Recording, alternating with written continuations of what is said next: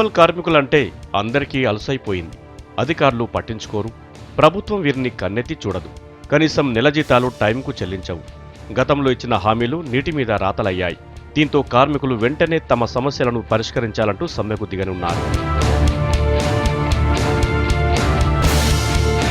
విశాఖ నగరంలోని 72 వార్డుల్లో 15,000 మంది కాంట్రాక్ట్ కార్మికులు విధులు నిర్వహిస్తున్నారు.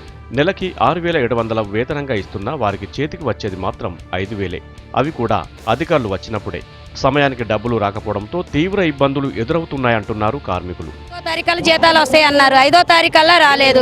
ప్రతి నెల కూడా 20వ తారీఖు 25వ తారీఖు వస్తే మేము అప్పటికి ఇంకొకడు వడ్డీకి తెచ్చుకొని వడ్డీలకే బతుకుతున్నామే తప్పించి మాకు తినడానికి సరైన తిండి సరిపడం లేదు. చాలా ఇబ్బందుల కారణంగా చాలా పరిస్థితుల్లో మేము చాలా బాధపడుతున్నాం. పిఎస్ పోయి 5,545 రూపాయలు మా చేతికి వచ్చేది.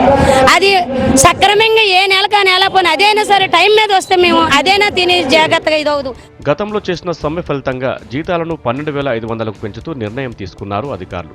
అయితే ఇప్పటి వరకు ఇది అమలు కాలేదు. ఇక పిఎఫ్ పరిస్థితి అంతే. దీంతో సమస్యల పరిష్కారం కోసం ఆందోళనకు సిద్ధమయ్యారు కార్మికులు.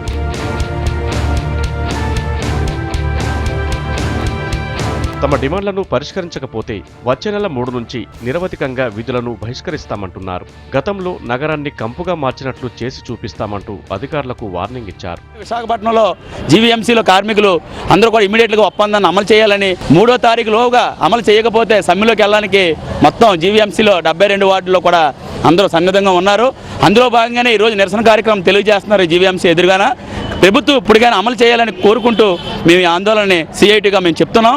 ఎందుకంటే ప్రజలు అనారోగ్యం పాలైపోతారు. మున్సిపల్ కార్మికులు సమ్మెలోకి వెళ్తే మనం గతంలో చూసాం. కార్మికుల డిమాండ్లు పరిష్కరించకపోతే నగరం మరో నెల రోజుల్లో కంపు సిటీగా మారనుంది. ప్రభుత్వం వెంటనే వీరి సమస్యలను పరిష్కరించాల్సిన అవసరం ఉంది.